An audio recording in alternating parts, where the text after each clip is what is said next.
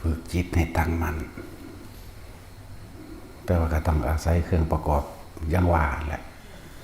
อย่ามีทานอย่ามีศีลอย่ามีการบำเพ็ญเนกขมะคือการฝึกจิตให้ตั้งมั่นแหละจนรู้แจ้งตามความเป็นจริงคือปัญญาของสิ่งทั้งหลายทั้งปวงย่อมมีความเพียรพยายามย่อมมีความอดทนนะแล้วก็เข้าใจความจริงนะโลกิยะสัจจะเป็นแบบนี้โลกุตระสัจจะเป็นแบบนี้เรียกว่ารู้สัจจะมีอธิษฐานนะบารมีตั้งใจมุ่งมั่นสู่จุดหมายอย่าไขว้เขวออกจากทางคำว่าอธิษฐานบารมีนั่นนะตั้งใจมุ่งมั่นสู่จุดหมายเดียวพระนิพพานดังสี่แหละแล้วก็ต้องใช้ชีวิตแบบมีเมตตาการกระทำคำพูดใดๆทั้งปวงต้องอาศัยรักความเมตตาอันดับต้นแรกถ้าเข้าใจคำว่ารักตนรักใดที่จะเสมอด้วยรักตนไม่ก็ต้องเข้าใจความหมายมันให้แจ่มแจ้งบ่มีผู้ใดต้องการให้คนอื่นมาฆ่าเจ้าของมาทำลายเจ้าของมาลักของเจ้าของมาปล้นมาจี้มาข่มเหงมารังแกเจ้าของบ่มีเห็นบ่หรือมีอยู่บ่เนาะ นั่นเดี๋ยวคำว่าเมตตาก็ดี เมื่อรู้ในตนเองแจ่มแจ้งดีแล้วก็ต้องรักผู้อื่นเสมอได้ตนตัวบัดนี้เห็นผู้อื่นเป็นดุจดั่งแขนขาอวัยวะของตนช่วยเหลือแบ่งปันนี่กรุณาก็ตื่นไปมีเมตตาแล้วก็มีกรุณาช่วยเหลือแบ่งปันเท่าที่ทำได้เท่าที่มีแล้วก็มีมุทิตาบ่อิจฉาริษยาผู้ใดไปในทางที่ดีโมทนาสาธุนำตลอดที่เห็นเขาเจ้าทำดีบ่แม่นแค่ทำดีเนี่ยบ่แม่นว่านั่นแค่เฮาไปเห็นคนลากงาใหม่ออกจากข้างทางนี่เฮาก็โอ้ยดีแล้วเนาะนี่สาธุก็แล้วได้ล่ะเห็นเขาจะเอาหินเอาดินไปถมหลุมถมหล่องตอกล็อกแตกแลกตามถนนหนทางนี่ก็โอ้ยดีเนาะนี่ก็สาธุตัวแม่นบ่ล่ะสั่นแหละแล้วก็ที่รองรับมันต้องมีอุเบกขาควรหรือไม่ควรเด้อุเบกขาบ่แม่นปล่อยว่างลักษณะว่าปล่อยปะละเลยเด้คนละอย่างกันเด้ต้องเข้าใจสิ่งนี้ให้ดีโอ้อันนี้ควรอันนี้บ่ควรอันนี้เป็นโทษอันนี้เป็นประโยชน์มากหรือน้อยมีผลข้างเคียงบ่นอก็พุ่นเด้คำว่าอุเบกขาบ่แม่นอุเบกขาแบบปล่อยปะละเลยเด้แล้วแต่ฮีแม่มันเนาะเห็นคนที่ตกน้ำอยู่นี่อุเบกขาพ่อขาแมงบ่เท่านั้นมันบ่แม่นเมตตาตัวนั้นอยากว่าล่ะเนี่ยมันต้องประกอบกัน นั่นแหละสร้างสมเพื่อให้เกิดจิตตั้งมั่นเพื่อให้เกิดสมาธิแปลว่าจิตตั้งมั่นตั้งไว้ในนี่แหละท่านศีลเนกขมะปัญญาวิริยะขันติสัจจะอิทธานเมตตาจนถึงอุเบกขานั่นแหละมันตั้งมั่นอยู่ในหลักบารมี10แปลว่ากำลังแต่ก็มีการฝึกจิตต่างๆตัววันนี้ทรงฌานจะเริ่มฌานโดยอานาปานสติหรือคนที่ฝึกกสิณคนที่ฝึกอสุภะอมฐาน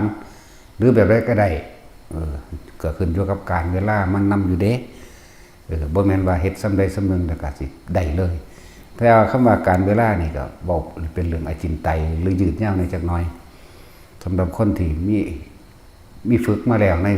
ในอดีตชาติปุเรภพชาติต่างๆที่เคยฝึกมาแล้วที่พระโพธิสัตว์นี่ว่าถ้าออกบวชปั๊บสำเร็จโลดอภิญญาหาสมาบัติ8 7 มื้อนี่คือเขาเจ้าสะสมมาหลายแล้วแต่ว่าพวกเฮาก็บ่ไปเทียบใส่เพิ่นแหละอย่าเฮาไปเทียบกับพระโพธิสัตว์เห็นบ่ล่ะเพราะว่าเขาจะเอาชีวิตแลกเพื่อผู้อื่นได้เสียสละตัวเองเพื่อผู้อื่นได้นะที่นี่ก็ให้ทุกคนฝึกสะสมไปเรื่อยๆนั่นแหละเพราะว่ากำลังจิตหรือกำลังฌานต่างๆที่เฮานี่คือแนะนำให้ทุกคนเอาออกมาใส่ประโยชน์นั่นแหละออกมาใส่อย่างเช่นเขาเอาอาการปิติต่างๆมารักษาโรคตัวเองมาปรับธาตุตัวเอง เผากรรมตัวเองก็ว่าไปคือเลยเอาอาการปิติทั้ง5มาใส่เป็นประโยชน์ในการรักษาโรคอย่างว่าความประเสริฐอันอย่างหนึ่งของกายคือความไม่มีโรคเห็นว่าความไม่มีโรคเป็นลาภอันประเสริฐเนาะแม้จะมีเงินแสนเงินล้านก็บ่มีความหมายหากร่างกายบ่แข็งแรงเห็นว่าสั่นตัว ความบ่มีโรคเป็นลาภประเสริฐบัดนี้คนมีเงิน100 ล้านพันล้านแต่ว่าป่วยติดเตียงสลอกงอกแงกกับคนที่แค่หาเช้ากินค่ำพวกหาเช้ากินค่ำมันได้มีความสุขกว่าเห็นบ่ท่านแหละจึงให้ขอคิดแต่ละคนว่าเฮาน่ะสามารถนำเอาอาการปิติต่างๆทั้ง5นี่แหละมาใส่ประโยชน์ในขณะที่เรามีชีวิตอยู่ถ้าคนที่ฝึกให้จิตตั้งมั่นดีแล้วจนสามารถเอาอาการปิติที่เจ้าของชำนาญซอยเหลือผู้อื่นก็ได้เด้เข้าใจบ่ล่ะซอยเหลือผู้อื่นก็ได้คนที่มีบารมีกำลังใจมากแล้วมีกำลังชาญต่างๆซอยปกป้องคุ้มครองผู้อื่นก็ได้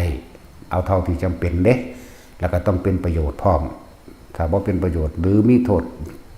เดี๋ยวว่ามีผลข้างเคียงเขาจะก็บ่ซอยเด้นั่นแหละหลายอย่างเหมือนกุมารกัสสปะเป็นผู้เลิศในทางแสดงธรรมวิจิตรพิสดารจังซี่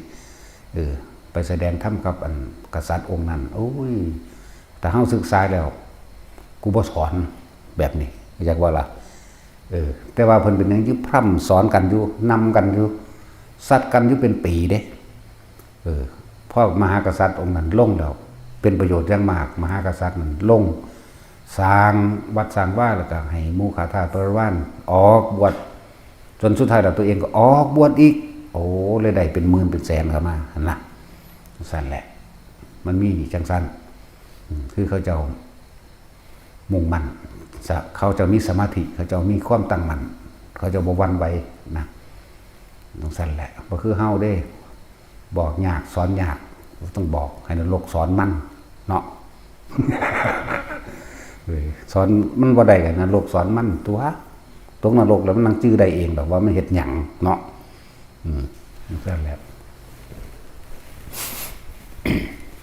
ตอนนี้เฮาแนะนำให้เอาอาการปิติต่างๆมาปรับธาตุทั้ง4ตัวเองให้มันเป็นปกติธาตุบอกภาษาโบราณธาตุมันพิการนะบางคนก็เลือดล่มในตัวเองบ่สม่ำเสมอเป็นวิ่นเป็นเมาดูๆจังซี่นะบางคนก็เกี่ยวกับธาตุน้ำคือเลือดแล่นบ่สะดวกอาจสิมีหัวใจตีบสมองตีบหยังก็ว่าไปนี่ธาตุดินธาตุน้ำธาตุลมบางคนก็เป็นเนื้องอกเนี่ยนั่นธาตุดินอะไรแบบนี้เนื้องอกอันนั้นอันนี้หรือมดลูกพวกมันยิ่งเป็นมดลูกเนื้องอกในมดลูกยังไงนะมาหลอกมาเล่งก็ว่าไปนะอะไรดินน้ำลมไฟธาตุไฟมื้อนี้มันบ่เสมอเฮ็ดให้เดินเหินบ่สะดวกเป็นติดขัดเรียกว่าให้มันเสมอกันอะไรอย่างว่าก็เลยให้ทุกคนว่าพวกได้อยากปรับธาตุป่วยมีความบ่ปกติทางร่างกายก็ให้ใส่เอาอาการภารณาปิติมาสั่นมาสะเทือนให้มันเกิดความสะเทือนในกายโดยเอาอาศัยจิตมันตั้งมั่นเป็นปัฐมฌานวิตกวิจารปิติแต่ว่าเฮามีวิธีการที่ดึงเอาปิตินั้นๆเน้นเฉพาะเจาะจงเอาปิตินั้นๆออกมาใส่จากบนมาใส่เพื่อให้เกิดความสั่นสะเทือนในกายมันสะเทือนไปเบิดตัวนี่แหละพวกเกี่ยวกับลำไส้พวกเกี่ยวกับโรคลมพวกเกี่ยวกับสมองเลือดในหัวใจยังก็ว่าไปนะสมองตีบบ่ไขมันอุดตันจังซี่นะปรับธาตุดินธาตุน้ำธาตุลมก็ปาไปปรับให้มันสมดุลให้ได้ก็เลยต้องดึงเอาอาการภารณาปิติมาเฮ็ดในกายนี่สั่นเฮาก็มีวิธีของเฮาเองนั่นแหละที่มันสั่นได้เป็นบ่ล่ะนั่นแหละ ก็บอกวิธีการให้พากันกำมือไว้ข้างหน้าแล้วก็ใส่คำบริกรรมเป็นเครื่องประกอบนะมะพัทธะก็ว่าไปถ้าบ่มีคำคาถาคำนำให้ที่จริงบ่หาแต่คำหยังก็ได้เด้แต่คนเฮ็ดเป็นเข้าใจบ่เฮาปล่อยมันเป็นก็เป็นเลยเด้แต่ว่าถ้าคนเบิ่งเทิงนั้นแม่นแล้วเฮ็ดเอาแม่นบ่ให้มันเป็นซะก่อนเฮาปล่อยมันไปจังไดมันก็ไปได้เบิดเด้เพียงแต่ว่าเฮาควบคุมมันได้จักว่าล่ะเฮาปล่อยให้เห็นก็เห็นได้เบิดนั่นแหละปล่อยให้หูยินเสียงอยู่ไกลๆพุ่นก็ได้แล้วพอปล่อยมันซื่อๆควบคุมมันได้นั่นแหละ แต่ว่าถ้าทุกคนเฮ็ดสั่นสะเทือนในร่างกายไปแล้วปรับธาตุดินน้ำไฟลมไปแล้วบางทีก็ใส่อาการภารณาปิตินี่มันสั่นสนใจเป็นบ่ล่ะหรือคณิกาปิติตามธรรมดาเวลาเฮาเป็นมันสิจุกกึกเข้ามานี่ให้บ่แต่ว่าเฮาให้มันมากึกอยู่นี่ผมจักบ่นี่ให้มันมากึกอยู่นี่เนี่ยอยู่กลางคิ้วกลางหน้าผากเฮานี่เฮาเอาดอกปิติตัวนี้มาเป็นบางทีเฮาก็ใส่แสงสว่างก็ได้เป็นหมายถึงว่าปรับธาตุไฟในตนเองมีจุดใดจุดหนึ่งเป็นขอดคดก็เอาไฟหรือใส่มาอบอุ่นร่างกายหน้าหนาวเข้าใจบ่อบอุ่นร่างกายตัวเองนะกับคนมันเป็นแล้วมันบ่ได้ยากเลยคนบ่เป็นมันคิดเอาที่เนาะมึงหนาวไปโลดกูนี่สบายกูหนาวก็ได้ร้อนก็ได้อยากบอกทั้งสั้นแล้วนั่นแหละท่านก็ดึงกระสินไฟจับเอาความอุ่นโดยประมาณแค่นี้มันก็ได้เลยเด้ล่ะนั่นแหละแล้วก็ทั้งว่าบัดนี้ตั้งธาตุหรือสามารถเนรมิตก็ได้เด้เขาเคยยินอยู่ดอกมั้งเรื่องเขาจะเห็นพระผู้เดียวกันอยู่ในหลายๆสถานที่เห็นบ่ล่ะเคยหูยินอยู่ดอกองค์หนึ่งคันว่าไปบิณฑบาตอยู่กรุงเทพองค์หนึ่งเขาว่าไปบิณฑบาตอยู่ในเมืององค์หนึ่งเขาว่าบิณฑบาตอยู่นี่ก็ว่าเพิ่นก็อยู่วัดได้ล่ะบ่ไปไสได้ล่ะก็มีเห็นบ่ล่ะนั่นแหละแต่ว่าก็ต้องให้ทุกคนอาศัยเวลาขยันมันเพียรในตนเองแน่เด้อเฮ็ดเอาว่ามันไปคิดเอาเด้คนละเรื่องกันอยู่เด้ผู้เป็นแล้วเขาจะโอ้จะไปอยากหยังนึกเอากับไปดอกเขาก็เข้าใจว่าคิดแจ็คว่าล่ะคือเขาทรงชาติตอนนี้เป็นนั่นแหละเดือดตาปั๊บดืนึกถึงความรู้สึกปั๊บมันก็น่วงขึ้นหน้าผากโลดแต่ผู้เนรมิตเป็นแล้วนะมันก็นึกให้เป็นได้เลยคือกันนะนั่นแหละที่ว่าเห็นเพิ่นอยู่หันเห็นเพิ่นอยู่นี่ในเวลาเดียวกันนะนั่นแหละให้มันไปหาจุดนี้ที่ให้ทุกคนฝึกเล่นนั่นนี่อยู่ล้วนแล้วแต่เป็นการละอกุศลออกจากจิตเบิดเด้ล้วนแล้วแต่เป็นวิธีการเป็นกุศโลบายเพื่อบ่ให้พวกเจ้าไปคิดถึงผู้นั้นสั่งผู้นี้ฮักผู้นี้เป็นห่วงอันนั้นอันนี้จักว่าล่ะละอกุศลออกจากจิตนั่นแล้วมันก็เป็นฌานแล้วเด้คำว่าละอกุศลออกจากจิตเพ่งอยู่ในอารมณ์อันเป็นกุศลแล้วมั้ยจักว่าล่ะบัดนี้มาเพิ่มเติมเข้ามาในปัฏฐมฌานนะแค่เฮาอ่านหนังสือเดี๋ยวมันก็เป็นแล้วเด้อันน่วงหน้าผากนี่เห็นบ่ล่ะแค่เฮาอ่านหนังสือนี่ทำวัดมื้อนี่ย่างไปนำทางงอกๆผู้เดียวบ่คุยกับไผมันก็เป็นได้ล่ะแล้วมันตะขนาดว่าคุยอยู่มันก็เป็นได้ล่ะนั่นแหละคือทรงอารมณ์มันเป็นกุศลอยู่แล้วบ่ออกต่อไปก็คือยังเฮ็ดกระดาษออกจากผ้านั่นแหละเห็นว่าล่ะอันนี้เฮาบ่ได้ไปตั้งใจเรียนตรงๆนำเขาได้เฮาไปจำเอาเด็กน้อยเขาเรียนกันซื่อเด้แต่ก็ล่ะเด็กน้อยเขาเฮ็ดเป็น10อัน12อัน13อันบ่ได้อันกันพันเขาก็เขียนชื่อผู้สาวเขาเนาะใส่ในอันเป็น10กว่าคนผมมันเฮ็ดโอ้ใครคิดถึงข้าพเจ้าด้วยความจริงใจในขณะนี้มันว่าขอให้รายชื่อบุคคลนั้นออกมาด้วยเถิดว่าซั่นมันก็เบิ่งนำเขาอยู่หั่นแล้วออกมาแล้วบางคนก็ออกมาผู้เดียวมันก็โทรหากันโดดเด้บัดนี้บางคนมันออกมา2คนมันโทรผู้นี้แล้วมันก็โทรอีกผู้หนึ่งเด้แล้วเขาก็จีบกันนั่นแหละเขาก็แอบเบิ่งดูอ๋อเจ้าคือเฮาว่าซั่นจังซั่นแล้ว แหละเขาก็เอาเขาก็เห็ดคือกันที่แรกเห็ดแบบนี้แหละใครยังรักข้าพเจ้าอยู่ได้เฮาบ่ได้ว่าคิดถึงเด้ มันก็ออกมาอีหลีด้วยสังสันเด้เฮาเห็ดไปหนักกว่าเขาอีกบ่ได้ว่าใครคิดถึงข้าพเจ้าด้วยความจริงใจในขณะนี้ขอให้รายชื่อบุคคลนั้นออกมาด้วยเถิดทั้งบ่ได้ว่าเด้นั่นแหละเฮาว่าไปหนักกว่านั้นอีกจักบ่ล่ะ มันก็มีมันก็ออกมาอีหลีแล้วก็เฮ็ดเล่นไปเรื่อยหลาถือว่าเอ้าภพภูมิมันเขียนชื่อภพภูมิต่างๆก็เฮ็ดไหลเบิ่งแล้วก็เบิ่งว่าตัวเองเคยปรารถนาอีหยังมาก่อนก็เฮ็ดเบิ่งก็รู้จักว่าล่ะแล้วก็เบิ่งผู้นั้นผู้นี้เบิ่งผู้อื่นอีกก็เฮ็ดเป็นเฮ็ดไปเฮ็ดมากอ่ะอันนี้ยังออกได้บัดนี้เอาปากกามาให้พันเฮ็ดก็ออกเอาอีหยังมาใส่ออกเบิดก็เฮ็ดก้อนหินแน่นั่นใหญ่ขึ้นคือว่าล่ะห่วยไม่ไผ่2 ขอบักไงไม่ไผ่บ้านไหมพญาค้อน2 ท่อนบักไงเพิ่นเด้เอาผ้าห่มแล้วพันบุมออกคือกันไว้ ต่อมาก็เฮ็ดทรงหนังสือเด้อซั่นทรงหนังสือก็ได้อีหลีต่อมาก็เอาเจ้าของตัวพันเองเลยบัดนี้พันรุมเขาเด้ทีเดียวนึงได้ออกออกอีหลีไว้นะเฮ็ดเล่นไปเฮ็ดเล่นมาเฮ็ดจังได๋ก็ออกจังนั้นเฮ็ดมันก็ออกจังนั้นโดยบ่ได้ใส่คำบริกรรมใดทั้งสิ้นออกเฮาจับจุดของมันให้มันได้ก็พอแล้วช่องว่างระหว่างความว่างจริงๆก็คือรอยต่อในระหว่างลมหายใจเข้ากับออก คิดออกบ่แท็กซี่สุดนี่เวลามันออก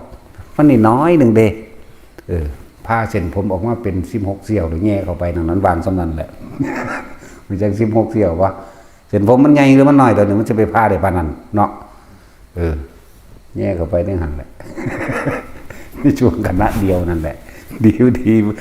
มันแง่บ่เข้าสำหรับเปรียบเทียบซื่อๆว่างคือว่างจริงๆเลยเฮ็ดไปเฮ็ดมากันตอนแรกว่าบ่ได้คิดว่ามันสิออกทะลุกำแพงได้ดอกแค่ไปนั่งไปแค่ไปยืนค่ำๆอยู่นั่นแหละคำไปคำมาได้แต่ว่ามันออกมาข้างนอกแม่มึงบัดนี้กูสิเข้าไปเปิดประตูแนวใดมันล็อกก่อน จักว่าล่ะค่ำเรียนซื่อๆนี่เด้นี่มันทะลุออกมาข้างนอกนะโอ้ยไปงัดหน้าต่างบ่แห้งสิไปเปิดก่อนได้เนี่ยนั่นแหละประสบการณ์จังซั่นแหละมันสอนเฮาเองของมันเองที่แรกบ่ได้คิดว่ามันสิเป็นได้ขนาดนั้นคิดว่าเอาขอนไม้ออกได้ตัวเองออกจากผ้าได้ซื่อๆเด้พวกหมู่พระเฮานี่มีผ้ากีวรอยู่แล้วเฮ็ดเป็นบ่ดันนี่มันเฮ็ดเป็นแต่คนละบ่ดันกูสิสูญได้บาดพวกนี้บอกว่าให้ฝึกเรียนเนาะ หลวงพี่ที่เฮ็ดได้หรือยังบ่ได้ตั้งแล้วสัวสร้างน้ำมะเขือคือยังอยู่โดนแล้วก็เลย มันแต่จอนเด้ได้ล่ะมันมาบ่โอ้ยสัวสร้างเป็นตะฟ้ามือใส่หูก็อย่างนี้เลยฟัง ภาษาของง่ายๆนึงก็ได้ เอาแต่ของพันผ่าพันบ่เป็นติตอนนี้เฮ็ดแล้วบ่นั่นแล้วไปลำผ่า เฮ็ดไปเรื่อยๆจนเป็นดอกหาวิธีตัวเล่นไปเล่นมาตัวผ่ากีวรห้องก็ใหญ่กระดอเนาะเห็นบ่แต่เข้ากับตัวเองพันคือกันกับอันพันกระดาษนั่นเด้แล้วก็พันเจ้าของเองได้ผ่าไหมได้ผ่าพื้นเดียวพับลงมาเฮากับเน็กมันขอบนี่ไว้ก็กิ้งตัวเองไปโลดเนาะเห็นบ่ซั่นบ่แม่นพันจังซี่เด้ก็พับตัวของไว้พอดีกับตัวกูก็พันไปเลยตัวบัดนี้ก็พันออกมาตัวมันก็คูรูอยู่ทั้งผ่ามันได้ล่ะอยู่ทั้งเทิงมันเด้คิดออกบ่เด้นี่มีสมองจักคนบ่ มื้อนี้เฮ็ดเหรียญซัมบ่บ่มีโคลาเฮ็ดไปหรือยังมีโคลาบ่ได้เฮ็ดบ่มีสมองยังดอกนี่ก็เลย พากันเฮ็ดกันเล่นไปต่อเป็นการทรงชาติเจริญชาติเป็นการเพิ่มกำลังจิตให้เจ้าของได้จากบ่จนถึงขั้นเนรมิตต่างๆได้ของตัวจากบ่ล่ะเอาไว้แต่ใส่เวลามันจำเป็นใส่เวลามันฉุกละหุกตัวถ้ามันชินแล้วคนเฮาตกประมาณนี่มันคนละอย่างกันได้ แต่ว่าสำหรับผู้จิตตั้งมั่นนี่แล้วบ่มีคำว่าตกประมา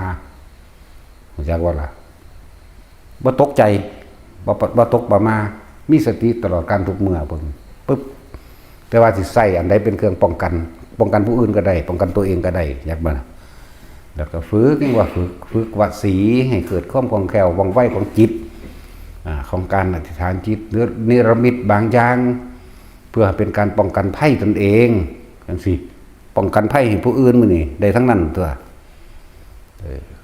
แต่สิเว้าเรื่องผู้อื่นก็บ่คักคือเรื่องของว่าเนาะซึนามิปีกายหรือปีซื่นน่ะเขาว่าหลวงพ่อไปดึงมันขึ้นมาจากมันตกอันอีหยังนั่นแหละมันก็ยังฟ้าวแล่นมาหาอยู่หลวงพ่อไปฮอดญี่ปุ่นพุ่นเด้ธรรมดาบ่มาฮอดโอ้ยให้ใส่เงือกหลวงพ่อซอยผู้ขาจังร้อนจังซี่กูซอยแมงบอกกูนอนหลับโกนเกิดอยู่กูสิหูจักหยังนำมึงแน่จักว่าล่ะสั่นแล้วแม้กระทั่งตกตัวเครื่องบินก็ยังได้ขึ้นใส่เที่ยวนั้นได้โอ้ยว่ากูไปซื้อให้อีห่ากูบ่เคยขึ้นเครื่องบินกูย่านนั่นแล้วเลยว่ามึงจะมาตูกูได้วะเนาะกูมีแต่นอนได้กูบ่ได้เฮ็ดหยังเป็นวางสิก็แล้วตัวเนาะสั่นแหละหลายเด้อล่ะเที่ยวตะกี้บ่ได้ตะกี้อันเวียดนามบ่ทันได้มีกระเช้าเนาะแท็กซี่กูไปมาหลายเที่ยวกันเด้บ่ฮอดโอ้ยบีบแข้งบีบขาเดี๋ยวนี้เขามีกระเช้าเด้อาจารย์ไปบ่เฮาว่าซั่นโอ้ยบ่ค้านแล้วบ่ไปดอกเพิ่นปานว่าไปเด้ปานว่าไปเด้เว้านำเขาบ่เป็นอันเดียวกันกับเขาเฮ้ยกูนอนหลับอยู่พี่ยังว่าอยู่สิก็มีนั่นแหละหลายแบบหลายอย่างโพดดอกเบรกรถมื้อนั้นได้เบิดขอให้นึกถึงนะรถที่ส้นเขาอันบ่ล่ะหลวงพ่อเอามืออันสุกรถไว้จังซี่ว่าซั่นมันว่าโอ้ยมันก็ดีใจจนมาหาเนาะเมื่อกูบ่ได้ขังเว้ยว่ากูขังกูไว้แต่เรื่องของกูก็นอนห่มผ้าปกหัวตุสุอยู่เด้ว่านั่นแหละรถที่ส้นรถส้นลมลงแล้วรถจะแล่นมาเหยียบแต่ว่ารถนี่เบรกได้กระทันหันกึกนั่นแหละถ้าอธิษฐานจิตเป็นก็ได้ทั้งนั้นแหละนี่ฝึกบอกว่าได้ปิดบังเด้อยากให้ทุกคนเป็นอยากว่าแล้วก็ใส่สิ่งตัวเองฝึกหัดมานี่เป็นประโยชน์จักประโยชน์บ่เด้อประโยชน์ผู้อื่นมั้ยบ่แม่นประโยชน์แบบเห็นแก่ตัวเอาเจ้าของเด้นั่นแหละโอ้ยมันหลายพอดอกนั่นนี่แบบหยุดรถได้เลยนั่นจักบ่ล่ะมันสั่นแหละมันก็มีด้วยล่ะเขามาเว้าให้ฟังดอกตั้งแต่ก็ไปบินบาตนำเขาถ่ายรูปคู่กันพร้อม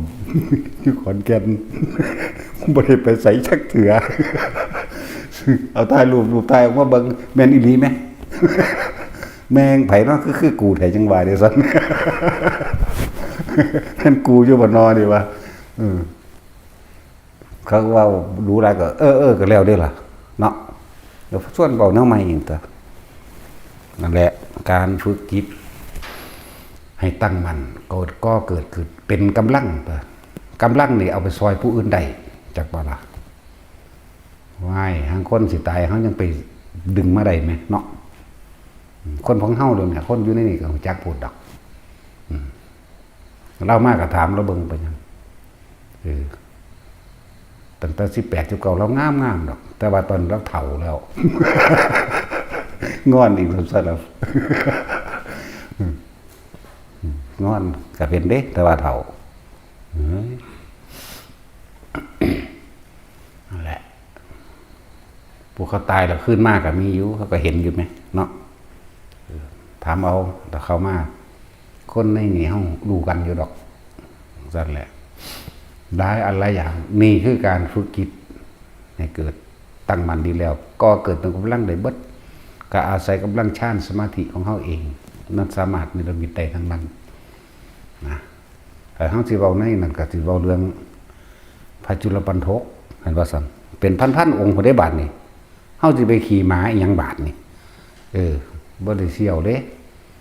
เพิ่นปานสร้างเฮาซ้ำให้นี่นึงเข้าใจบ่ล่ะเทียบกันได้อยู่บ่ล่ะสร้างกับให้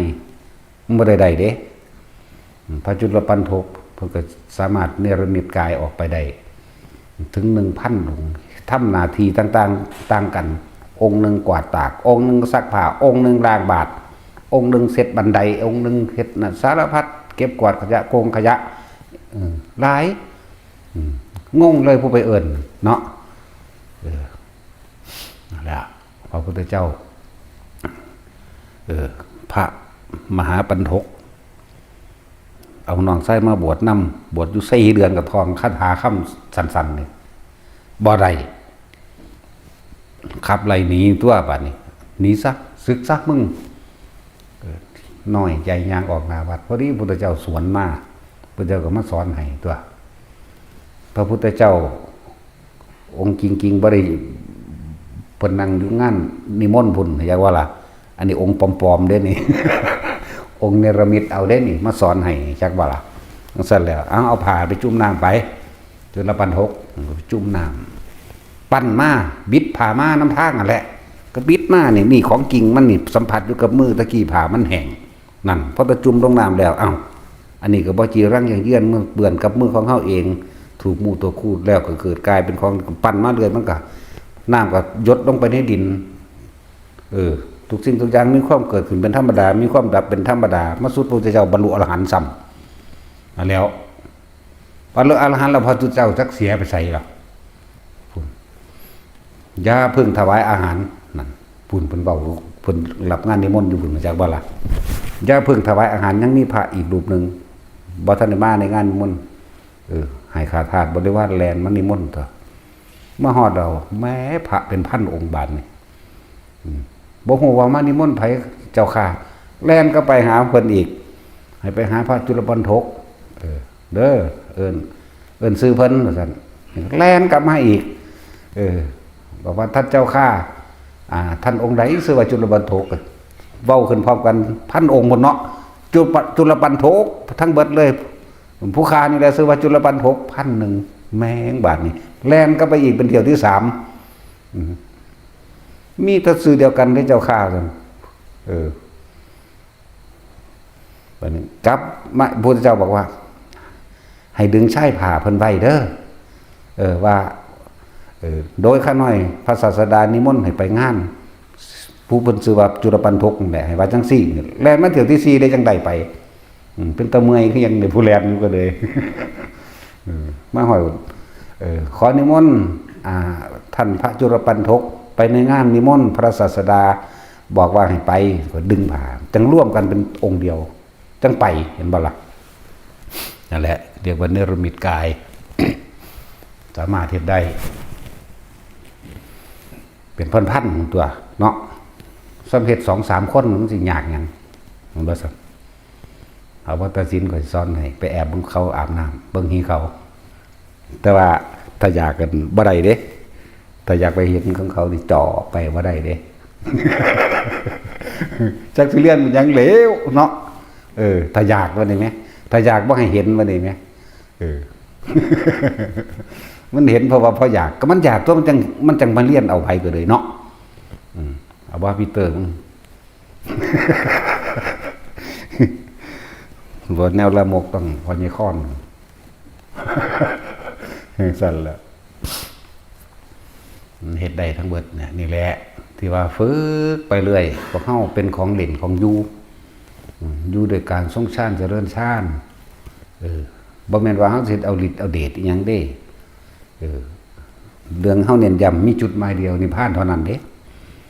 แต่ว่ามันเป็นเครื่องอยู่คนมันบ่ทันได้ตาย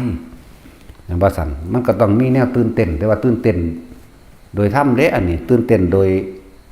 เป็นกีฬาสมาธิเด้แต่มันหอใดมันหอแข่งกันหมดแล้วไผสิเร็วเนาะมันบ่มีเนียนมาหอให้กูดินะมีแต่เล่นหีแม่มึงนี่ แต่นี่เห็นได้จากองค์น่ะมึงเอ้ยกูนี่เอาเลยนะถ้าผู้ใดมาวางเอาคนบ่ได้ปรับอาบัตินี่ดิอาบัติพระเฮาวางนี่ก็แล้วตัว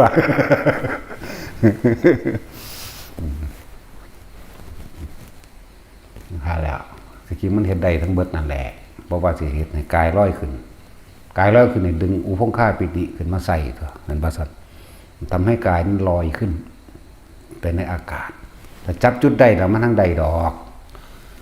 ทำให้กายนั้นใหญ่ขึ้นก็ได้เห็นว่าเขาเจ้าในตำราว่าพระสังกัจจายพระกัจจายนะเพิ่นงามเลยสันเนาะเพิ่นก็ยังอธิษฐานตัวเองเนรมิตตัวเองเกิดกายเป็นพระอ้วนๆนั่นนะสั้นแหละก็ยังเฮ็ดได้ไหมในตำราก็มีมาเทียบอยู่ได้ล่ะพวกอันเขาเจ้าเลี้ยนมหาเลี้ยนปาเลี้ยนไตรปิฎกต่างๆอ่านไตรปิฎกเขาเจ้ากับพ่อรู้อยู่ได้ล่ะแนวมันนี่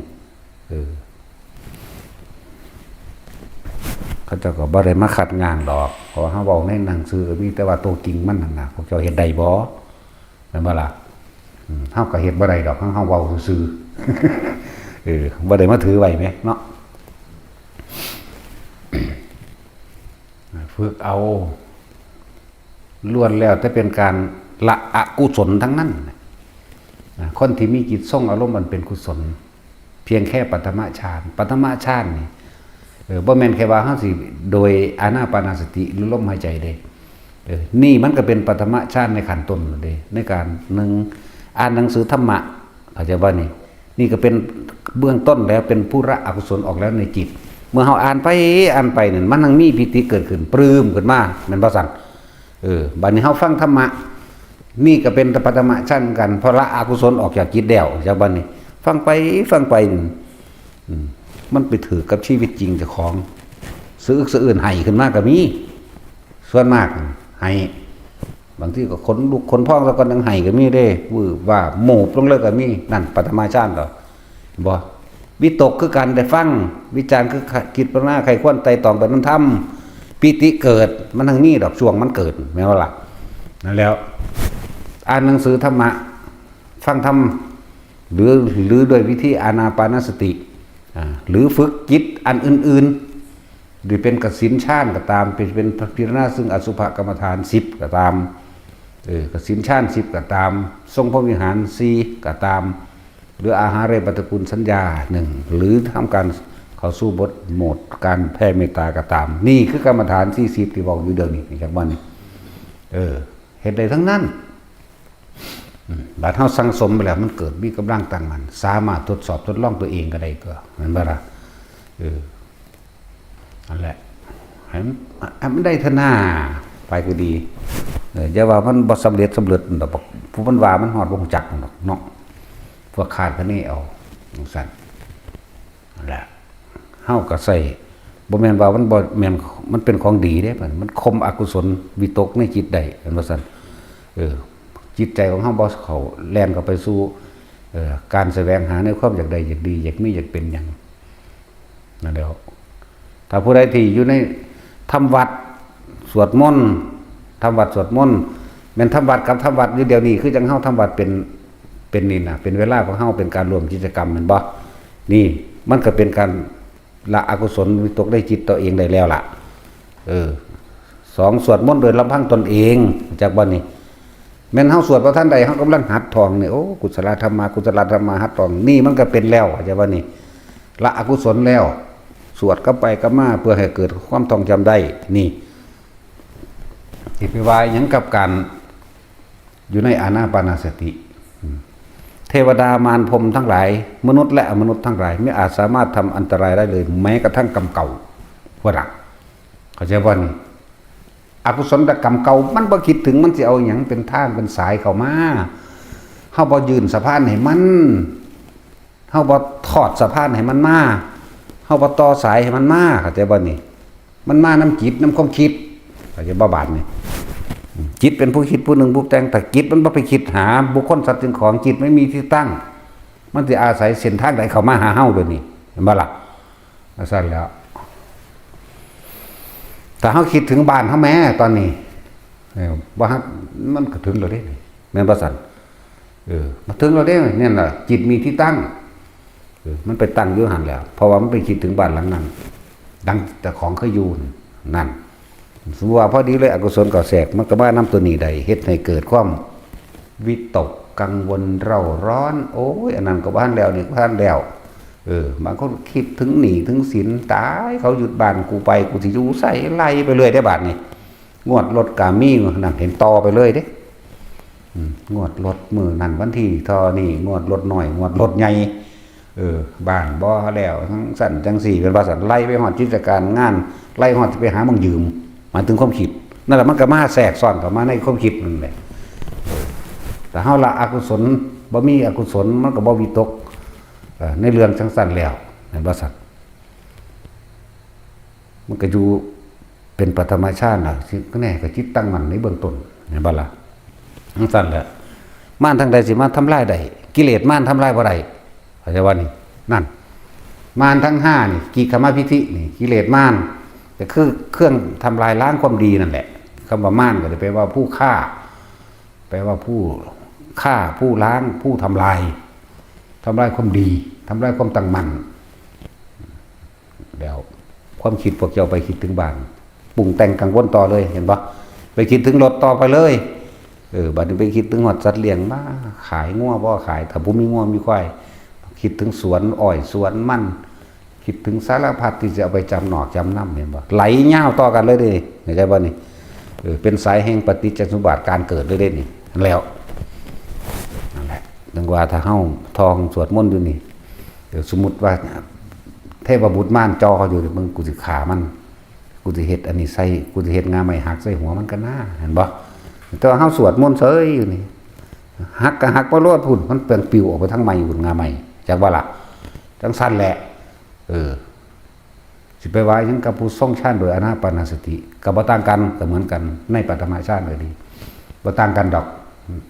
เพียงแค่ปฐมฌานแม้ตัวพวกพญามารเองก็บ่อาจสามารถเขามาครอบคุมเฮาได้เลยล่ะจักว่าแล้วเพราะว่าจิตไม่มีที่ตั้งที่สิเปรียบเทียบอีกอย่างนึงให้ฟังคือเท่าปากกาพ่มกับพุทธเจ้าเล่นซ่อนหากันเข้าใจว่าล่ะมือหนึ่งพ่มเกิดความมันมานะทิฏฐิแนวใดแล้วในโลกนี้เฮานี่เป็นผู้เที่ยงกว่าหมู่เฮาเป็นผู้ใหญ่กว่าหมู่โลกนี้ผู้ใดสิเสมอเหมือนเฮาบ่มีเลยเกิดความเย่อหยิ่งขึ้นมาเห็นบ่ล่ะเท่าปากกาพ่มพระพุทธเจ้าสิไปปราบมานะทิฏฐิให้เพราะว่าเพิ่นเขาเจ้าเคยเป็นหมู่กันพระคาพ่มเคยเป็นหมู่กันในสมัยพระพุทธเจ้ากัสสปะบาละเพิ่นก็เป็นนางเติ้งหัวแล้วพระกาพ่มเธอจะกล่าวอย่างนั้นเลยเห็นละในโลกนี้บ่ไม่มีใครเป็นใหญ่กว่าเราไม่มีสิ่งที่ว่าเที่ยงสิ่งที่ว่าสุขล้วนแล้วแต่มีความเป็นอนิจจังล้วนแล้วแต่มีความเป็นอนัตตาสุดท้ายแล้วเฮาบ่อาจสามารถยอมรับในความเป็นอนิจจังอนัตตาได้คือไม่เที่ยงไม่จีรังเฮาก็สิเป็นทุกข์คือเก่าว่าซั่นได้ยินแต่เสียงที่เสียงใครวะนะนั่นแหละเพิ่นจึงปรากฏกายให้เห็นพระโมคคัลลาพระสารีบุตรพระกัสสปะพระศาสดาไปไหนหนอปูนเห็นพระพุทธเจ้าปรากฏอยู่บนศีรษะของเท้าพระกาพรหมพระโมคคัลลาขึ้นไปมั่งวับไปปรากฏอยู่น้ำกันพระสารีบุตรวับไปปรากฏน้ำกันพระกัสสปะวับไปปรากฏน้ำกันเห็นบ่ล่ะสั้นแล้วเขาจะไปปราบมานะทิฏฐิมีความเห็นผิดว่าเที่ยงอย่างว่านี่มีความเห็นผิดว่าเพิ่นเป็นที่สุดแห่งทุกข์แล้วมีความเห็นผิดว่าเป็นความบ่มีหยังเสื่อมจักว่ามีความเห็นผิดว่าตัวเพิ่นเองน่ะ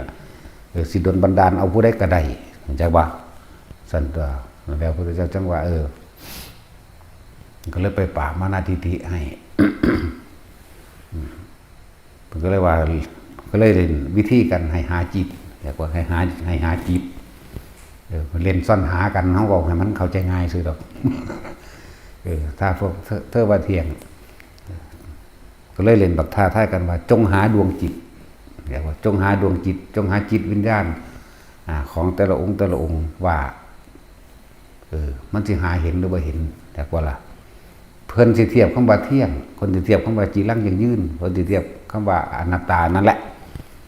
เพิ่นก็เลยให้พญามารไปลบซ่อนซะก่อนเพิ่นสิหาเองเข้าใจว่าจิตมีที่ตั้งฟังพญาปากาพรหมนี่ปากาพรหมไปแปลงเป็นปลานี่น้อยร่วมกันอยู่ในทะเลเห็นบ่นี่จิตมีที่ตั้งถึงหยังตั้งถึงปลาคิดถึงปลาเห็นบ่ แต่เฮาไปซ่อนเป็นปลาอยู่ในมหาสมุทรอันกว้างใหญ่ไผสิไปหาเฮาเจอได้ไปล่ะพุทธเจ้าก็นี่ไงเธอเป็นปลาอยู่นั่นมีที่ตั้งล่ะเห็นบ่กลับมาใหม่อีกไปแปลงเป็นก้อนหินอีกนั่นก็ไปตั้งก้อนหินนั่นจิตมีที่ตั้งมันก็เห็นนั่นตัวเป็นก้อนหินมันยังไงนี่ก็มาอีกแปลงเป็นนกเจ้าขาวแปลงเป็นนั่นเป็นนี่สารพัดจนเป็นหยังกระซังแม้กระทั่งแปลงเป็นน้ำนี่เห็นบ่น้ำแปลงเป็นน้ำเด้ก็เป็นอันนึงซ่อนอยู่ในน้ำอะไรเรียกว่าอะไรทั้งเป็นน้ำเหมือนกันนั่นแหละพุทธเจ้าก็นี้เป็นน้ำนี่เห็นไหมก็ย่อมบัดนี้เธอจงหาเรามั่งหาจังไรก็ไม่เห็นแล้วจิตเพิ่นบ่มีหม่องตั้งไหมเรียกว่าอะไรจิตบ่มีหม่องตั้งหมายถึงว่าคิดถึงสิ่งใดสิ่งหนึ่งเพื่อที่จะได้อย่างหนึ่งหรือเป็นอย่างหนึ่งเรียกว่านั้นเพิ่นบ่เป็นอย่างเลยนี่เพราะนั้นเราจะต้องแปลงเป็นปลาแม่นบ่เราจะต้องแปลงเป็นน้ำเราจะต้องแปลงเป็นก้อนหินเราจะต้องแปลงเป็นนกนั่นเป็นบ่ซั่นบัดนี้จังซั่นแหละแต่ว่าศาสดามันบ่มีแนวเป็นเนาะเด้นั่งอยู่หัวนั่นแหละอย่างนี้แต่เสียงเห็นไหมอยู่หั่นยอมบ่ล่ะเพิ่นแล้วเพิ่นก็ให้หาจิตวิญญาณให้หาจิตวิญญาณของพระโมคคัลลามังพระสารีบุตรมังพระกัสสปะมังนั่นมาบ่เห็นนั่นแหละจังย่อม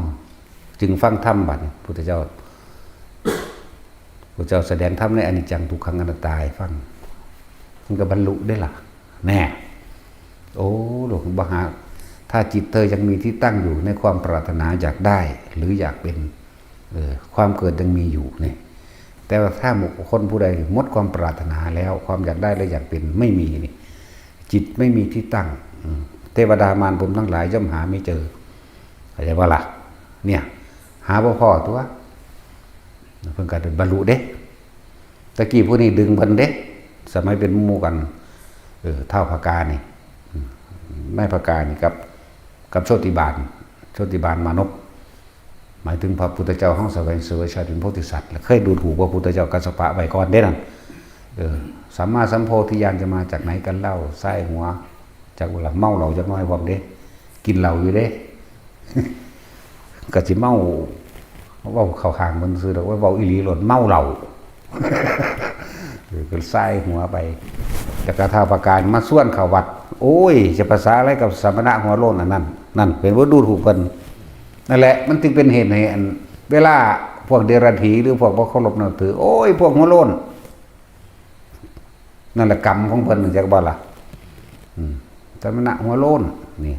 พูดที่แรกๆก็เป็นจังซั่นเบิดเด้เพราะว่าเพิ่นไปกล่าวเพิ่นว่าเพิ่นเคยเห็นแล้วพูดดินี่พูดถึงอดีตเพิ่นสมัยเพิ่นก็เป็นนายโชติบาลคนเมาเหล้าจักว่าล่ะตอนแรกที่พระพุทธเจ้าองค์นั้นพระพุทธกัสสปะเดินทางออกมาเพิ่นออกจากเมืองมาเรียกว่าย่างเอาเนื้ออย่างภาษาราชาศัพท์ส่งอย่างส่งพระเดินเอาบ่โอ้ยมีสมองแล้วบัดนี้ ทรงพระหย่างเอาบ่แม่นเด้ ทรงพระดำเนินเพิ่นย่างเอานะมันก็เป็นกรรมอันหนึ่งของเพิ่นนั่นแหละเพิ่นได้ย่างเอาบ่คือองค์อื่นๆเด้บ่เดี๋ยวเว้าเรื่องนี้ก่อนจังเว้าเรื่องพระเว้าจังเว้าพื้นพระกัสสปะบัดนี้พระพุทธกัสสปะได้บ่เป็นพระมหากัสสปะต้องแยกชื่อออกพระพุทธเจ้าโคดมพระพุทธเจ้าเฮานี่สมัยเป็นนายโชติบาลสวนกันเพิ่นก็ย่างมาผู้นึงออกมาจากป่าผู้นึงสิไปป่าใช่บ่ล่ะได้ถามว่าท่านจะไปในหรอกหรือนะว่าเราจะไปทำการอภิเษกสัมมาสัมโพธิญาณก็เลยเลี้ยวเบื้องหน้าอุ้ยสัมมาสัมโพธิญาณจะมีมาจากที่ไหนกันเล่าท่านพูดถึงแต่สิ่งที่ไม่มีก็ใส่หัวอย่างนี้เด้จนตรัสรู้แล้วบัดนี้มีสาวกหลายขึ้นแล้วเท่าปากกานี่เพิ่นไปฟังธรรมมาจนเพิ่นสำเร็จฌานใดหมดแหละอยากบ่ล่ะจนสำเร็จฌานใดก็เห็นคุณค่าออกบวชน้ำกันแต่ที่แรกบ่ทันออกบวชแต่ว่าชักจูงชักชวนชักแล้วชักอีกพยายามดึงเอาหมู่ขนาดนักเรียกว่าธรรมดาเด้อยากให้หมู่ได้ดีนั่นแหละ เว้ายังได้ก็ว่าโอ้ยพวกสมณะหัวโรนอันนั้นไม่ได้ทำงานทำการอะไรแหละตื่นเช้ามาก็หาขอต่อบุคคลผู้อื่นกินทั้งที่มีกำลังอยู่โอ้นี่มันย้อนขึ้นมาศาสนาของพระองค์เองเห็นบ่สมณะหัวโรนเขาว่าก็เพิ่นน่ะเป็นผู้ว่าก่อนนี่แต่คนหนุ่มขี้เกียจทำการงานสุขสบายเอาเปรียบผู้อื่นเอาเปรียบชาวบ้านไม่ต้องมาให้กินอะไรตื่นเช้ามาก็ถือเอาภาชนะออกหาขอทานกินตั้งที่ตัวเองก็แข็งแรงนี่เห็นว่ากรรมมันย้อนขึ้นมาหาเพิ่นเองคือเก่านั่นแหละเพราะว่ามูนี่ภาการนี่ครับบ่ย่อมเอาจนว่ามีเรื่องสะเทือนใจในครอบครัวเองจักบ่จังออกมาบวชเด้ออกมาบวชแล้วก็มาฟังเทศตั้งใจฟังอย่างดีแต่ว่าเท่าภากานี่เพิ่นสำเร็จฌานแล้วเด้จักบ่นี่สำเร็จฌานจนว่าเพิ่นเข้าฌานตายพุ่นล่ะเพิ่นจังไปอยู่ในภพสนั่นจักว่าล่ะนั่นแหละเพิ่นว่ามันสบายเพิ่นบ่ออกมาเพิ่นติดสงบติดฌานติดตัวนี้จักว่าล่ะแต่ว่าพระโชติบาลภิกขุนี่ว่า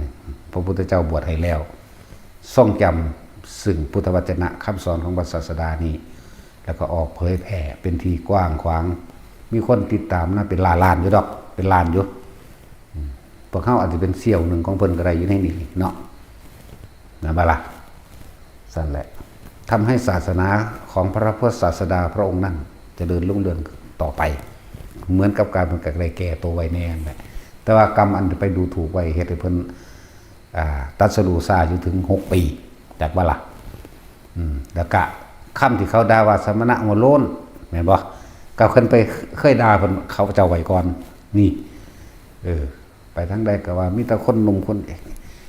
แข็งแรงบางคนก็ว่าเห็นแก่ตัวทิ้งลูกทิ้งเมียมาขออยู่สุขสบายโดยตนเองนี่ล้วนแล้วก็เป็นกรรมเพิ่นเฮ็ดไว้เด้สั่นแหละแต่ถ้าว่าด้วยความพยายามเพราะว่าเพิ่นเห็นคุณค่าของหมู่เพิ่นในสมัยสมัยชาติเป็นโพธิสัตว์ชื่อโชติบาลตลอดทั้งภากาพรหมเป็นหมู่ที่มีคุณมากเด้จักว่าล่ะเพราะว่าซั่นเพิ่นสิพลาดออกจากคืออาจสิเป็นเวลาที่พระองค์สิตรัสรู้อาจสิยืดออกไปอีกกว่านั้นอีกนะ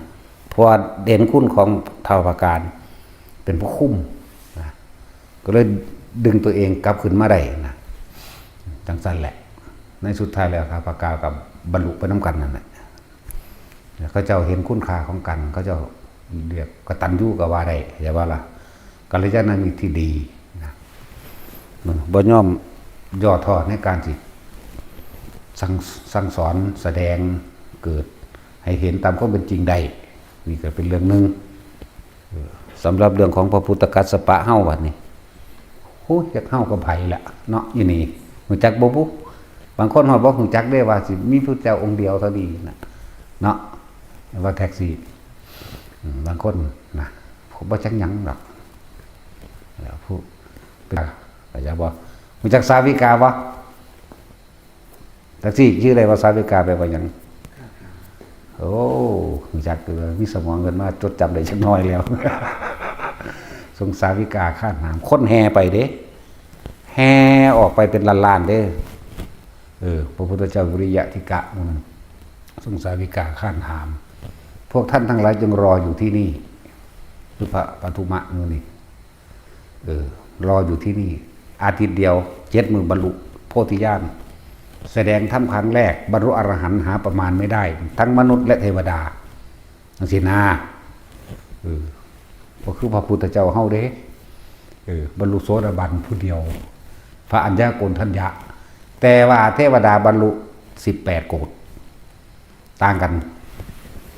แต่พระพุทธเจ้าองค์อื่นๆทั้งเทวดาและมนุษย์บรรลุอรหันตผลประมาณไม่ได้แสดงครั้งที่2อีก5,000 ปีแสดงอีกทีหนึ่งอายุยืน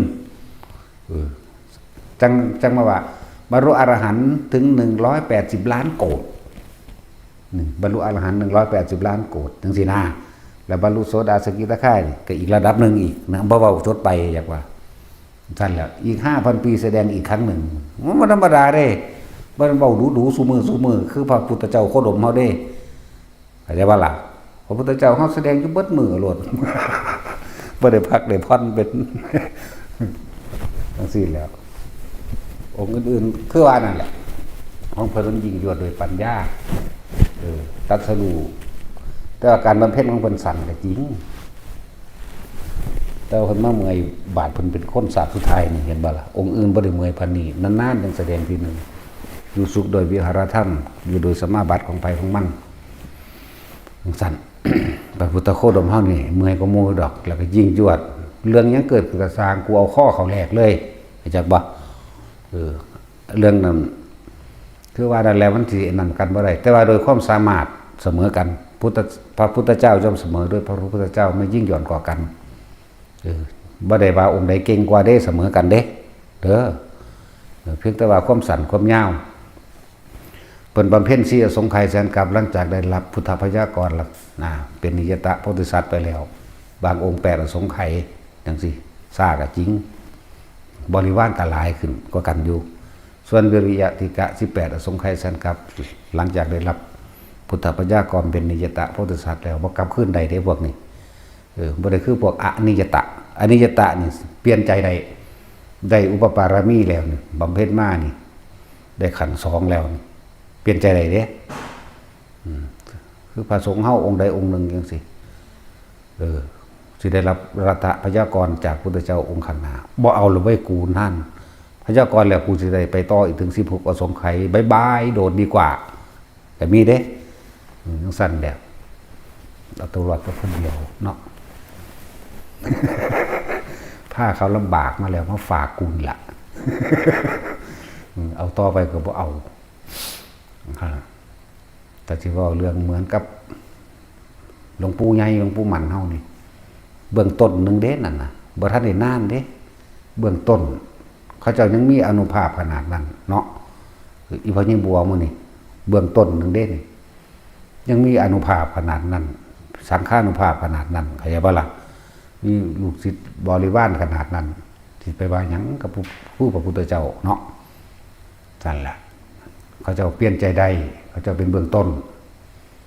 หาขั้นต้นเด้นั่นบ่ทันได้อุปปารมีสำเร็จนั่นจักว่าล่ะมันธรรมดาเด้อจังเพิ่นไปเห็นนั่นหลวงพ่อครูบาศรีวิชัยเห็นว่าเพิ่นเห็นทุกข์ยากลำบากหลายทั้งหลายอันหลายอย่างที่ถือกันแกล้งเนาะถือจับไปขังมั่งถึงนั้นนี่สารพัดที่เขากันแกล้งใส่เพิ่นไปส่วนกันดีเพิ่นเคยเป็นอ้ายกับน้องกันหลวงปู่มันเคยเกิดเป็นอ้ายว่าน้องพี่การบำเพ็ญเพียรรู้สึกว่าทนทุกข์ยากและลำบากให้มาปฏิบัติแบบนี้ซะเข้านิพพานในศาสตร์นี้เถอะเพิ่นก็ขอบบุญขอบคุณกราบคารวะอันเด้นั่นนี่ว่าท่านพี่ขอให้ท่านพี่จงพิจารณาเองเถิดเพิ่นเปิดให้เบิ่งโอ้ได้รับพุทธพยากรแล้วเพิ่นก็จังบอกลูกศิษย์เพิ่นใบหลวงปู่มันว่าถ้าท่านนั้นศรีวิชัยจักทำประการใดอย่าไปตำหนิติเตือนท่านเด็ดขาดเข้าใจว่าล่ะเพิ่นบอกขนาดนั้นเลยอย่าไปตำหนิติเตือนอย่าไปแตะต้องเด็ดขาดขอให้พวกท่านทั้งหลายจงโมทนายินดีกับท่านเถิดนั่นทั้งสั้นแหละเขาเจ้าก็บ่ยุ่งกันเลยบัดนี้อย่างก็ล่ะสั้นแหละจังมาสอนหลายๆอย่างให้โดยเทคนิคสอนหลวงปู่ครูบาค่ำแสนแน่เขายังอริยะวงศาจารย์แน่มื้อนี้ก็สอนที่กำลังสอนให้พวกเจ้าอยู่เดี๋ยวนี้แหละจักบัดนี้สอนทรงชาติเจริญชาติอีหยังอิทธิบาทต่างๆมื้อนี้แหละโดยมื้อนี้แหละแต่ว่าบางอย่างเฮาก็เอามาแตกแขนงเอาเองเด้มาทดสอบทดลองไปจังซั่นแหละเพิ่นก็สอนให้เบื้องต้นจักบ่ล่ะคือการจับจุดอุณาโลมนี่ได้จากหลวงปู่หมันเด้นี่จักว่าล่ะเพราะว่าตะเกาก่อนเฮามีแต่ออกนอกสนุกสนานเพลิดเพลินอยู่กับของแปลกประหลาดจักว่ามีแต่ออกนอกอย่างเดียวว่าตั้งปั๊บไปทั้งไม้โหลดคุณไปฟ้อนน้ำผู้สาวคนอุ้ยมันก็เป็นตะสะอ่อนกระดอนเนาะเนาะพญายคอนมีแต่ผู้งามๆผิวพรรณสีชมพูใสๆสับเดจับเบิ่งด่างอะไรก็นิ่มๆเนาะแล้วก็แซมซ้ำบ่ตดเหม็นอีก เขาบ่ขี่บ่เหี่ยวเด้พวกนั้น กินไก่เขาก็หอมคือยังนี่เด้ธรรมดาเป็นตาดมคือยังนี่เวิร์นคือของตาสินดอกบ่เป็นตาดมจังเวทอุ้ยกวนฮิปโปเกียกตมมื้อใดก็เลยสิหูไปปะออกมาเนาะสั่นแล้วภูมิตะภูมิงามเป็นร้อยบังเขาอาบน้ำอยู่สระอโนดาตมื้อนี่แหละไปเด้ตะกี้ไปที่ดีเด้หัวจักบ่สระอโนดาตอยู่ไสสั่นแหละอยู่ในหูดังนี่แหละคนได้จะเห็นกับหูกับอยู่ในหูดังเอาเด้อหรือพวกเจ้าจะไปกรุงเทพแล้วฝึกเล่นฝึกหูฝึกเห็นเล่นไปเลยมากก็เบื่อดอกจักว่าล่ะเล่นมันคักๆลมทั้งเบื่อดอกบ่คนเฮาเวลามันมีคือจังเฮามีอาหารแหละตะกี้บ่มีหมักม่วงเนาะไปเห็นหมักม่วงผู้ใดก็โอ้ยน้ำยาใหญ่อยากว่าล่ะแตกออกน้ำโผงแก้มรดหมักม่วงหมักขามมื้อนี่เนาะว่าแต่เห็นอยากกินของผู้อื่นมันเป็นหามยังกระดอกอ่ะแม่นบ่บาดเจ้าของมีแล้วแม่งกูเป็น100ต้นพุ่นโลนขับดินอากลากอยู่เฮาบ่อยากเนาะเหมือนกันเฮาฝึกเล่นฝึกนั่นนี่ไปเรื่อยๆมันก็เบื่อเองดอกที่ไปใส่เลยมันเป็นซะก่อนมันมีซะก่อนเถอะอีหยังก็ดีเนาะทั้งสั้นตัวเห็นอันถือกินตำมะขามซื่อๆเบ้ย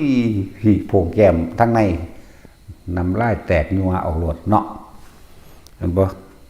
ถ้ามันบ่อึดเดี๋ยวมันก็บ่อยากเด้ถ้ามันมีแล้วมันก็บ่อยากได้บ่อยากเป็นต่อใหญ่อีกเด้ยังก็ดีเนาะจังซี่แล้วต้องว่าฝึกเล่นไปเถอะมันบ่ออกนอกลู่นอกทางดอกจุดหมายนี่เฮามันมีอยู่มั้ยจังแต่เล่นซื่อๆเลยเว้ยรู้ว่าพระเพิ่นอันในสมัยพุทธกาลโบราณเพิ่นเฮ็ดหยังอยู่เดี๋ยวนี้แม่นบ่ซั่นบ่แม่นว่าสิมันนั่งสมาธิเคร่งเครียดอยู่กับลมหายใจตลอดขนาดนั้นดอกเว้ย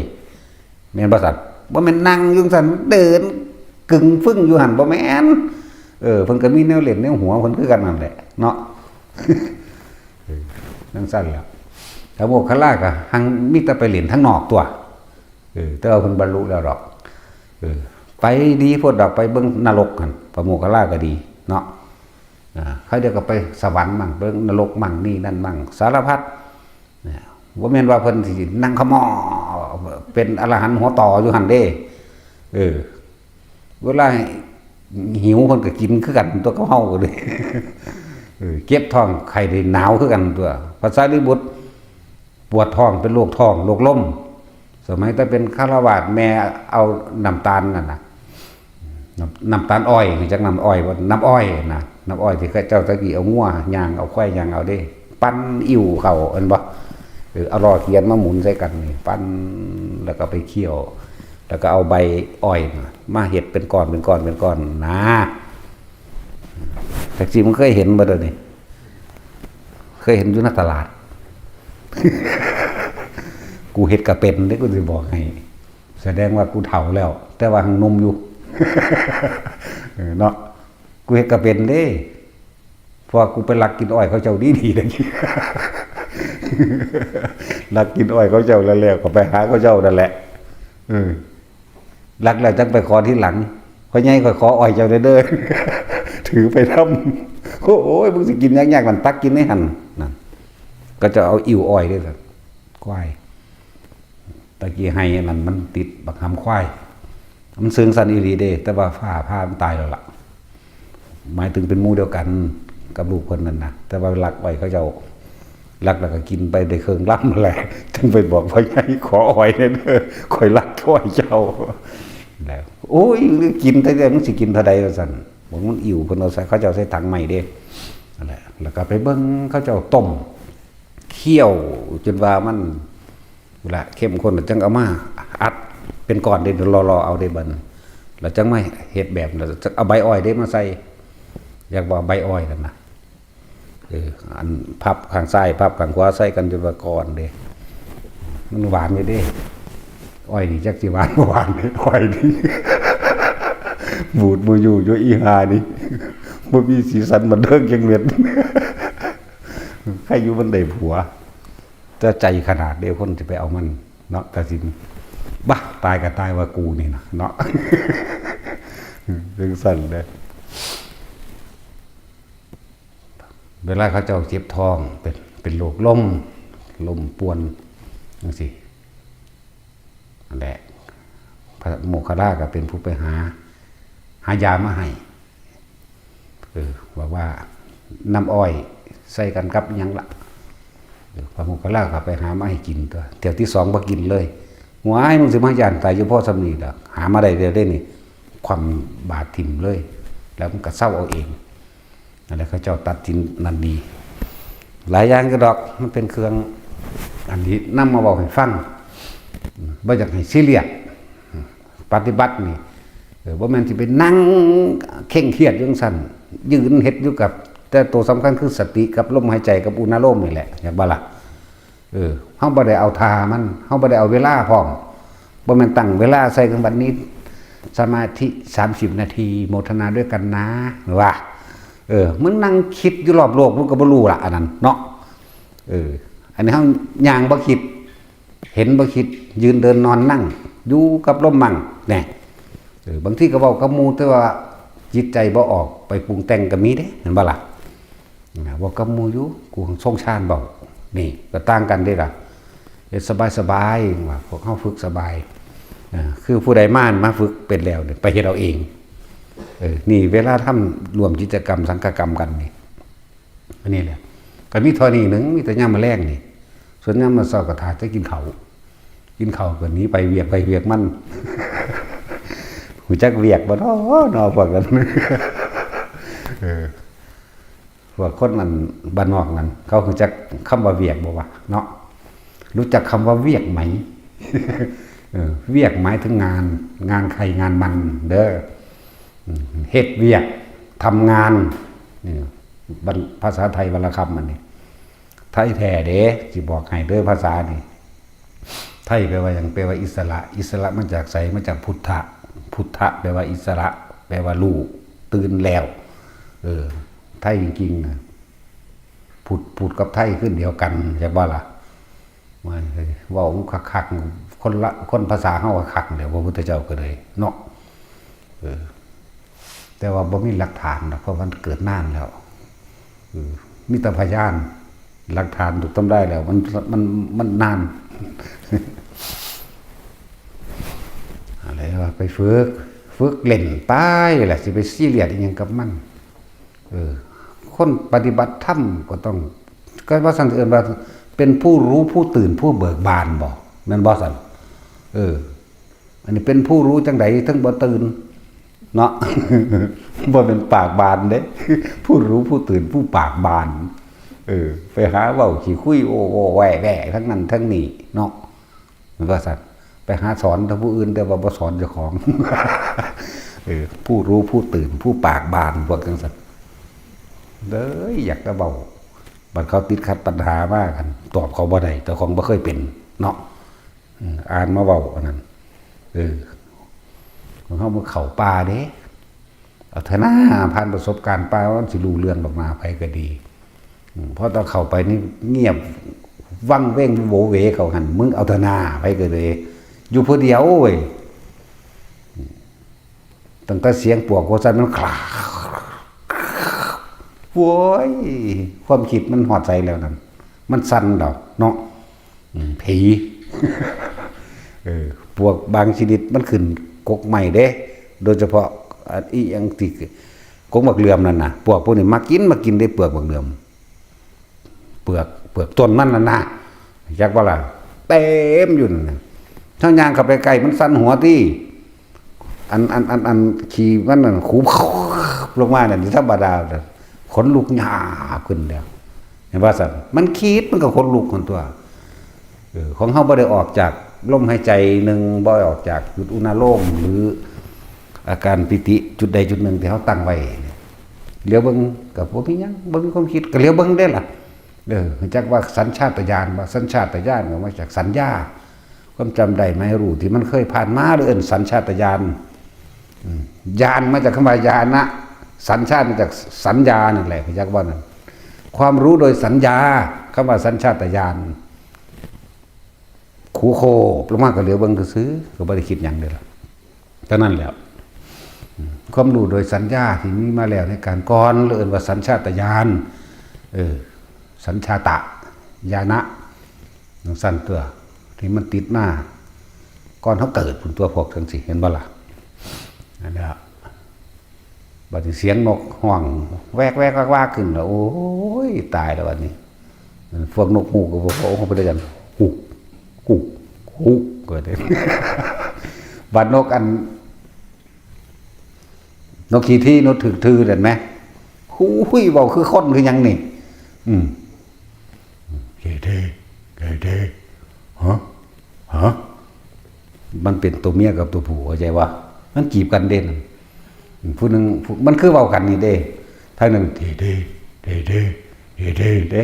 ทางหนึ่งก็ฮะหูเดี๋ยววันนี้ทางหนึ่งถือไปเด่นนี่โอ้ธรรมดาเด้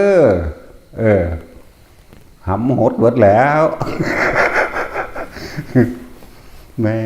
มึงบอกดิเมื่อสัตว์ออกเยี่ยมดาวกันเลยเนาะผู้คิดมันกระยานตัวนี่แหละเสียงนกขี่ทีเคยเห็นบ่พวกเจ้าเคยเห็นตัวเตือบ่แท็กซี่หัวจักบ่ซ้ำกับตารุ่นพี่อ่ะพี่ซ้ำกับตารุ่นใหญ่เติบอยู่เด้บ่ธรรมดาเด้จะเทียบใส่เบ่แล้วโอ้จะเทียบหาแมงยังดอกมีผู้ใดไปเห็นมันง่ายๆได้นกพวกนี้ขนาดอยู่กลางเว้นเฮามันก็บ่ได้ย่านเฮาเนาะมันบ่ได้จับกงไม้สูงเด้มันบินกับบินบ่ไกลได้ตกตูมพุ่นฟงคุ้นเลยพุ่นเด้บินกับบินอยู่เด้เวลามันขึ้นกงไม้ก็บ่มันบินขึ้นเลยเด้มันค่อยๆขึ้นจากนี่เนี่ยมันมาทางดินนี่แหละเฮานั่งอยู่ห่มไม้ทึบๆโดดตึกของคนอยู่ผู้เดียวเงียบๆมันดังแห้งคือยังได้อีหยังกระสังดังบักแห้งดังตึกขึ้นไปงาไม้กองลงบัดลงเลยอันนี้กลางเว้นมันมานอนจากวันนี้จากมันกินกลางคืนหรือกลางเว้นแล้วก็เห็นสักงาไม้โกงลงเอาหัวหมูลงหมูลงในอกมันมันนอนก็เลี้ยวเบิ้งอยู่ตอนมันห้องมันจังหัวจักว่ามันเป็นนกทื่อหรือนกขี้ทีหูยมันเบากันเนาะมันจีบกันไหมแล้วแต่ไปเห็นหนังสือมันเป็นญาณเนี่ยแล้วถ้าผู้เข้าป่าสิเข้าใจดอกนะมันเป็นแนวใดแต่เฮาปกติโดยมันบ่ได้ญาณมันตะเกามันก็เลยเป็นธรรมดาแต่ว่าถ้าลึกๆเข้าบาดสิเอาจริงๆก็ญาณคือกันเด้ญาณตายเด้แต่ขึ้นป่าขึ้นดงแล้วบ่เคยญาณวันไหวบางใดถ้าเขาจริงๆในความอย่าเยือกตรงหัวใจญาณตายบาดนั้นสินะวาบวิบคือกันเด้หัวใจเฮาก็เลยนั่นแหละถึงว่าธรรมะจริงๆก็คือประสบการณ์ตัวเองเวลางูมันมาดีแต่งูสันๆคาว่าก็มีเด้แต่บักใหญ่ไหมแบบนี้ก็มีเหลื่อมออกเขียวฟ้ากลางได้ละมันสะท้อนกันกับแสงดวงจันทร์ทางบ่แม่นดวงจันทร์เต็มดวงได้บ่แบบเหลื่อมตาก็นึงลุดอ้อมกดนี่จักว่านี่กับบางเบิ่งทางเลือกก็จะเอามือไปจับเบิ่งอยู่ทางไปจับมันดอกสั่นแล้วอยู่โดนเติบหายไปบัดนี้พุ่นบึ้มมาแต่ทั้งผู้สูงๆกันบัดนี้มากาไม้หักโป๊ะเป๊ะออกมาเสียงลากขากมาธรรมดากายเลยขังเขียดเข้าไปนั่นบักไงปันถังแดงงูแต่ตาสินไปน้ำสิให้ต้มหมอไว้ขึ้นแล้วเนาะโอ้ยไงปันนั้นจักเสียวปิดใส่แล้วมาใส่เนาะกุยต้มพญานาคกินนี่นะ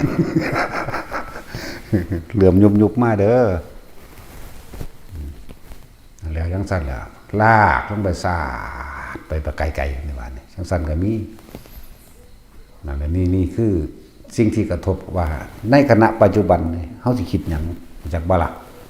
นี่ได้จังบอกว่าเฮาฝึกไปจังซี่ล่ะฝึกไปเรื่อยๆฝึกให้จิตมีกำลังคือตั้งมั่นบ่หนีออกจากกายในความรู้สึกในกายของเฮาเป็นเบื้องต้นอันอื่นๆอย่าเพิ่งเว้าเอาแค่นี้ซะก่อนผู้ใดก็สร้างเป็นผู้มีสติรู้อยู่กับลมหายใจหนึ่งแล้วมีอาการปิตินั่นก็เป็นการทรงฌานเจริญฌานโดยปฐมฌานแล้วต่อมาผ ความบ่ได้นึกคิดถึงลมหายใจบ่ได้วิตกวิจารถึงลมหายใจแต่ว่าอาการปิติก็เลยมันก็เป็น2แล้วจากบ่ละปีติสุขเอกตาต่อมาเกิดความสงบเยือกเข้ามาแล้วปุ๊บเป็นว่าสุขเอกตานี่เป็นชั้นที่3ความคิดจิตพุทธขึ้นเรื่องนั้นเรื่องนี้เห็นไหมว่าล่ะโดยสัญชาตญาณโดยสัญญาของมันเองเฮาสิคิดนึกปรุงแต่งบ่ที่แรกเฮาก็ฝึกจากภายนอกนี่ซะก่อนฝึกเฮาเห็นกันทีเดียวนี้ผู้นั้นผู้นี้เว้านั่นเดี๋ยวนี้เจ้าสิซอรอแสลไปเสือกเรื่องของเขาบ่เนาะเขาบอกกันหยังบ่เอาแล้วมันไปยืนยันตัดสินของเขาบ่ได้อันเด็ดผิดเด้โอ้ยบ่ถูกอีนั่นเฮ็ดบ่ถูกอีนี่เฮ็ดบ่ถูกไปละบาดนั่นถ้าเฮามีการฝึกแล้วให้อยู่กับตัวเองสรุปรวมแล้วก็คือมาอยู่กับตัวเองดูตัวเองดูกายตัวเองนี่กายเวทนาจิตจิตเวทนากายรวมแล้วคือกายรูปกับน้ำเข้าใจบ่ล่ะรูปคือหยังคือลมหายใจนี่แหละหมายถึงร่างกายนี่แหละเป็นผู้มีสติรู้อยู่กับลมหายใจเข้าออกบ่คิดอย่างอื่นวันไหวอย่างอื่นเลยปิติมันก็เกิดอย่างใดอย่างหนึ่งแต่พวกเฮาตั้งขึ้นมาโดยหลักโดยอันเดียวเพื่อให้เกิดความบ่คงเคร่งบ่วันไหวบ่ยังให้เป็นอันนึงจังบ่ซับสนเอาวิธีเดียวนะแล้วอยู่นี่แต่น่วงกันมากกลางคิ้วกันหน้าผากกลางอกแล้วแต่เป็นชั้นที่2นี่หมายถึงว่าอยู่ในความรู้สึกในกายเหมือนเดิมแม่นบ่กายในกายคือความรู้สึกนี่แหละนั่นแหละเวทนาในเวทนาถ้าเวทนานอกมาถึงไปพอใจคนนั้นไม่พอใจคนนั้นบ่แต่เวทนาในเวทนาตัวนี้คือความรู้สึกอันเป็นอุเบกขาเวทนามาเลยเอาอาการปิติตัวนี้แหละมาเป็นตัวยันกันไว้จากเวลาจิตในจิตถ้ามันเฝ้าสังเกตตัวเองดีอยู่แล้วมันเกิดความสงบดับลงเรื่อยๆสุขเอกคตามันก็เป็นชั้นที่3บัดนี้จะเริ่มเบิ่งตาสัญชาตญาณ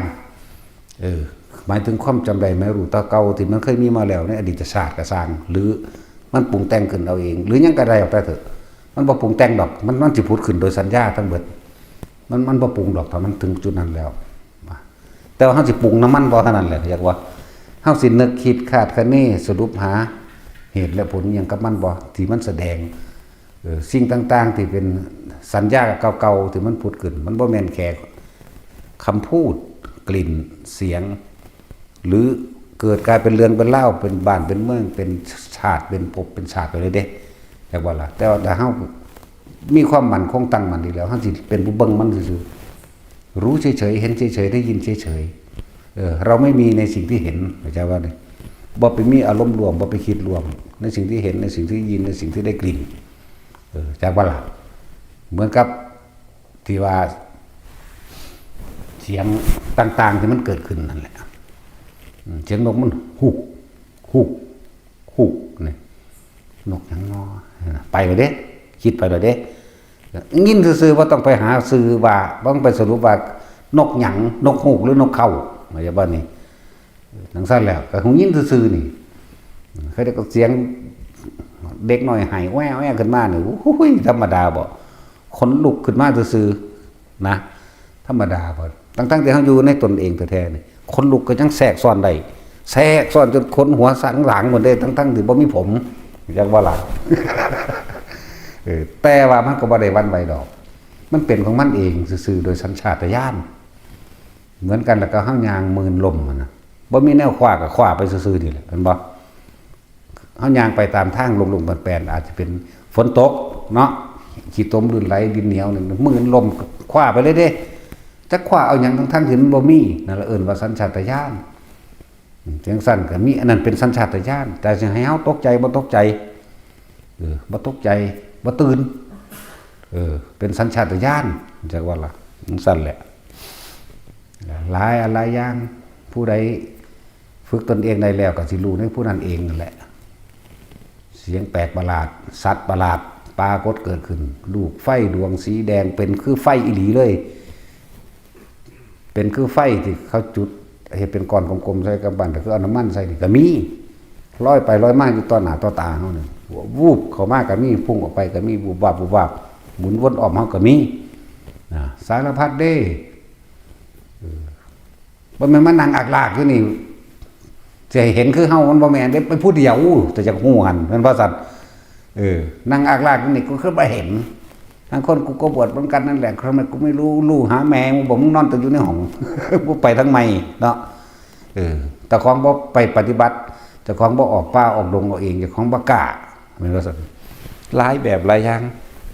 เยอะก็นั่นอีกคนบักใหญ่4ว่า5ว่ามันก็ยังขึ้นลุกขึ้นจากน้ำบึ้มขึ้นมาก็ธรรมดาหาลังบ่องเสียงมีแต่น้ำเด้เฮานั่งอยู่ฟังน้ำจังซี่เสียงกุดปุ้มขึ้นมาเด้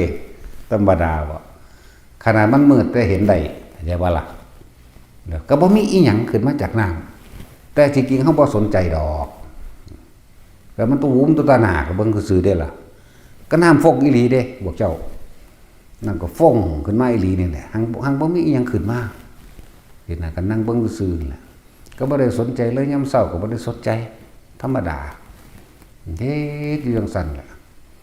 ห่างแต่กันรำคาญข้าวชาติแมงเลยจบจากว่าล่ะเอาสมาทาน